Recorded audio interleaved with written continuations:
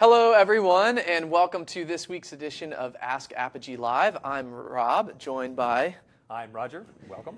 And this week we're going to ask the most commonly asked questions about podcasting. So people write to us all the time on Ask-Apogee asking about making podcasts. Right. And I know you're a big podcast fan, yeah? Yep. In LA, you have the long drive, and so podcasts are very welcome. What are some of your favorite podcasts? I love the podcast from the comics. Bill Burr does a great one. It's definitely over 18. Okay. Jen Kirkman, and they just get a monologue and they just start riffing, and they're really fun. There's so many. I mean, I know there's like a bunch of like tech podcasts, and yep. I'm sure there's a bunch of audio podcasts. Indeed. So I need to get into it, but it's a huge thing. And as you guys know, that you can make your own podcasts and publish them. It's a really awesome thing. And a great way to kind of share your message or do something for fun. Yeah. So we've got some questions about how do you capture high quality audio when you are broadcasting a podcast. And we've got some cool solutions and so some different ideas. So I guess the first question we get is, what's the easiest way to record a podcast? You're not an audio person. You don't know about engineering. What's the fastest and easiest way to record a podcast? Right. And it's funny, when I listen to these comics, you can hear how frustrated they are that they're not audio people, that they're comics. And so a really easy way to do a podcast is with your iPhone and a product that we co-developed with Sennheiser, and that is Clip Mic Digital. Now this happens to be the MK2 Digital, which is the high-end version, but it's simply a lavalier mic that I'm going to put right here, and then the other end goes into my iPhone, and I've got an incredibly high-quality, incredibly portable recording system. Just for demonstration, I'm going to show you another part of this system, and that is Apogee's Meta Recorder app. This is our audio recording app for iOS devices. It makes it incredibly simple to record. I can set my level right here until I see a good-looking meter. I can set markers wherever I want, and it is just so intuitive to use. Once you're done with your podcast, you can then export that audio file, MP3. You can send it to yourself for your email or send it to your publisher for email. So for that person who's not an audio guy but wants really high quality audio, Clip Mic Digital from Sennheiser, developed by Apogee, plus our Meta Recorder app is a great solution. Awesome. And there's a whole nother ecosystem of Meta Recorder that we get into too, right, where you can have like an iPad and an iPhone, so if you have multiple people. So yeah, if you really want to dive into it, Meta Recorder is an extremely powerful recording app. So yep. And you were influential in the design of Indeed, that app. This Meta Recorder is sort of my baby, built from the ground up, and as simple or as complicated as you want. You're good at making things complicated sometimes. I am. Just kidding. That's all right. Oh, listen, I'll own that.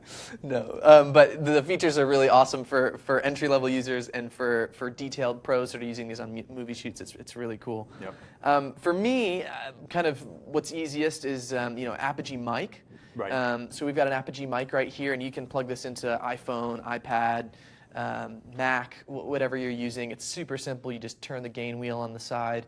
It's a cardioid condenser mic. Sounds awesome for voiceover, and just a really cool, all-in-one solution. So yeah. Sometimes when I'm doing my webinars, I'll have an Apogee mic right there, and even at real low bandwidth, you still to get a very clear and present sound, which is intelligibility. That's what it's all about.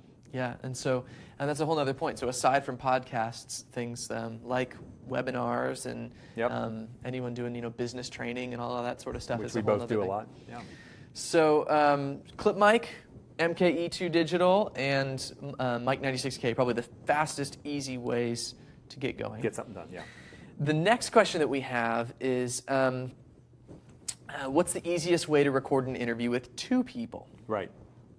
So you think about Joe Rogan. He's another comic, but he does a great interview series. And of course, Mark Maron, very popular podcast. And he does in-studio interviews. And again, he's not an audio guy. He doesn't have an engineer. He wants to do it all himself. And really, the easiest way to do an in-studio interview is with something like Duet. Duet's got 2 microphone inputs. can give you all the gain and clarity that you would want, and then you're going to record that with maybe GarageBand or even Logic if you've got it on your computer. But again, this gives you really simple control over those two microphones, one for you, one for your interviewee. In fact, we are using Duet today. That's how we are broadcasting. We've each got a lav mic, and that's how we're broadcasting to you. And so Liam actually is asking here, I'm trying to find an interface that can be used to capture live performance on Facebook Live. Can you explain? And so, I'll kind of go through our signal chain now. We've got these lav mics on, and then we're actually running into a little analog mixer before we go into Duet. And the reason for that is because Facebook Live and iOS in general, when they see a stereo interface, it'll actually hard pan left and right. So we're going into a mixer before we do that, just to keep it so that you guys hear us right down the middle. Anyone who chimed into the first few Ask Apogee Lives, you'll hear that we were panned to our respective sides, which is, I don't know, it's kind of old school, it's kind of cool. But so yeah, you can use a Duet, plug it into the lightning port on your iPhone or iPad, and hit the live button and do what we're doing now. So, and certainly clip mic digital or mic. If you're doing a Facebook Live by yourself, that's going to be a great solution. Exactly. So mic, clip mic digital. You can use an Apogee 1. So you could use the built-in mic on the 1 or plug in an external mic there. And then we're using Duet today. So any of those would work great. Yeah. So what if you have more than 4 people? I know that there's some really cool things where people have their own little home radio studios. We've had a few people talk to us about this where they've got like their own little radio show, and they might have like a few guests, or maybe they'll have like a caller who will call in over Skype. What's the easiest way to get that sort of thing done? So with our latest interfaces, Element and certainly the new Symphony, we've updated the software mixer functionality so that it's possible to use Element's software mixer to mix a live microphone input and also a return from Skype. Cool. So we could hear ourselves, we can raise or lower the volume of the Skype caller, and then record the whole mix to Logic Pro. And so that would mean you'd be doing a live mix of everything. If you used Element 88, that would give you 8 microphones plus a Skype caller.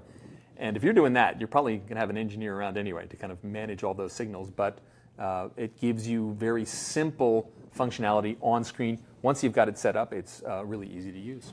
Yeah, and Ross here asked a question, can you truly bypass the preamps in Element? And yes, you can. In the Element series, there's just a little drop down that's +4 or -10 line level, and you just click +4, bypass the mic pre's. So if you've got some vintage Neves or some really cool, colorful mic pre's you want to use, you can totally do that with the Elements. I wanted to follow up on another question here. Liam asks if you can actually do this sort of live stream broadcast from a live venue, and you totally could. Yeah. So you could take, because Duet accepts like pro level, line level inputs from a mixer, you could just plug the XLRs out of the main or an aux out of a mixer into a Duet. Make sure your levels are all kind of in check and you're not clipping, and plug it into an iPhone, iPad, Mac, whatever you want, and shoot it away in live broadcast. So, and that's really what the advantage of using an external mic. Let's say if you're using your iPhone. I think a lot of people try to do their live Facebook Live with the iPhone mic, but the fact that it's so far away from you, maybe you're in a crowded environment, you're not going to really be able to understand the person giving the live broadcast. Whereas if you've got a microphone that's close to you, your iPhone's here, your microphone's close to your source, then it's going to be much more intelligible. And even for musicians too. So we have a lot of people that hey, they're playing a gig down at the local bar, but they want their friends and family or fans in other places to see it. That would actually be really cool. You could just plug. To start Facebooking live your gigs right out of like a console mix into a Duet or something like that. That'd be a pretty cool thing. That'd be kind of worldwide reach. Good thinking there, Liam. So let us know when you get that up and running, and we'll try to tune into your stream. So yeah, there's all sorts of different options for these different podcasting and scenarios. How about your favorite microphones for this type of thing? Do you have any favorite podcasting mics? So if you are podcasting, let's say you're using an analog microphone into a duet. I see a lot of SM7s, which are Shure SM7s, classic broadcast, fairly expensive, and certainly an SM58. Yeah. The great dynamic microphones. Dynamic microphones, they're going to reject your ambience. You're going to reject the ambience of your room. It's going to be a real tight sound. That's kind of what broadcasters want. So I think any of those are going to do you well. And the SM7 is kind of a famous microphone, as some of you guys might know. I think most famously for like Thriller, right? Everybody's like Michael Jackson sang into an SM7. But the tricky thing is it's a dynamic mic, so it needs a lot of gain. You need to have a really good mic pre. So absolutely. If you have like an inexpensive mixer or an inexpensive interface that you're using with an SM7, beware, because it'll get really noisy. Yep. So kind of another kind of Apogee advantage there. If you've got an SM7, Duet, Element Series, they all sound beautiful with that microphone. So another reason there. Yep. How about condenser mics? If you're looking for a condenser mic for... they're our partners, but frankly, I think the Sennheiser MK4 is a really excellent condenser microphone. It's a pretty amazing value in my mind. I think it's like $300 US. Yeah, it is. And the quality is really surprising. And another thing on that note is our collaboration with Sennheiser. We recently released the MK4 Digital. Right. And so that is just now getting on the market the next few weeks. And it's that same MK4 capsule with the direct digital connection to iPhone, iPad, Mac, PC. So that's going to be a really high quality alternative. That's a cool product too for podcasting applications and this sort of thing. Yeah, so, absolutely. Some other things is headphone outputs. I know that when people are doing podcasting shows that they'll have headphone outputs, and kind of another great thing, like you're saying, for that group interview, Element 46 might be a cool option for that. So, indeed, I think when you're interviewing, it's funny because you hear this in podcasts. Sometimes the podcast they include kind of everyone trying to set up, get the sound balances, and sometimes the interviewee wants to hear themselves over headphones because they have a little radio experience and they want to adjust themselves. So indeed, you may need two headphones as well, so that both people are on headphones when they're doing their recording. So again, Element 46 and 88 give you those two headphone outputs. Awesome. There's so many cool tools out there for home podcasting, home live broadcasting. It's been easier than ever to kind of set up and broadcast whatever you're into, whether it's a hobby or whether it's something like we're doing here now. Yeah. And maybe to close it out, there was that one time, maybe 2015, Mark Maron, comic, had President Obama as his podcast guest. And I think that's the moment where podcasts really became mainstream. Suddenly we realized that there are a lot of people out there who are into this podcasting world. So we're giving you some tools to go out and really make your own mark in the podcasting world. Awesome. Yeah, we've just got a few questions here. Oh, good. Santiago asks, he wants to buy the new MacBook Pro with Touch Bar that only uses USB-C. Could the adapter affect latency? And the answer to that is no. Absolutely not. And if you guys checked out, we did an entire Ask Apogee Live on the new MacBook Pro, which you've got right here. It's pretty awesome. And so if you want to check out that video, it's from a few weeks ago on the Facebook feed. So what do you get with the Touch Bar and Apogee products? Oh, so yeah. Because you do get something. If you're using Logic or GarageBand, you can adjust your gain stage and set your input type and all of that sort of stuff. And your output from the Touch Bar as well. Right, so you have Apogee control on the Apple Touch Bar. That's kind of cool. It's pretty awesome. I picked up one of these Touch Bars when they first came out because I'm a huge Apple nerd. Right. And it's pretty cool. Yeah. I used the emoji thing today, actually. Okay. I was typing on here, and I'm going skiing this weekend, and so I was like, okay, I want to find the ski emoji. So these are pretty cool. Sorry, off topic here, but ski emojis is totally a reason to get the new MacBook Pro. That's what we love about podcasts and Facebook Live is you can wander. Anyway. But Santiago, just to answer you, all of the adapters work perfectly with Apogee gear and the new MacBook Pro. So whether it's a Thunderbolt adapter, USB adapter, work fine, no issues. Yeah. It's all good to go.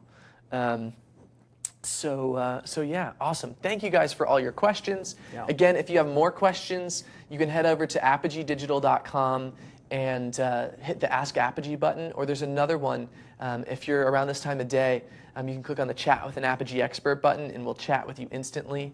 You guys can also comment below. Throughout the week, we'll answer your questions in the Facebook feed as well. Right. So, and if you hit Ask Apogee, you may be talking to you or me. yeah. I mean, it's all Ask Apogee is here in Santa Monica at our headquarters, which is kind of cool. Exactly. So it's all us. So thank you again for tuning in. And please, again, if you have any questions, we're here to help. And we'll catch you guys next week. All right.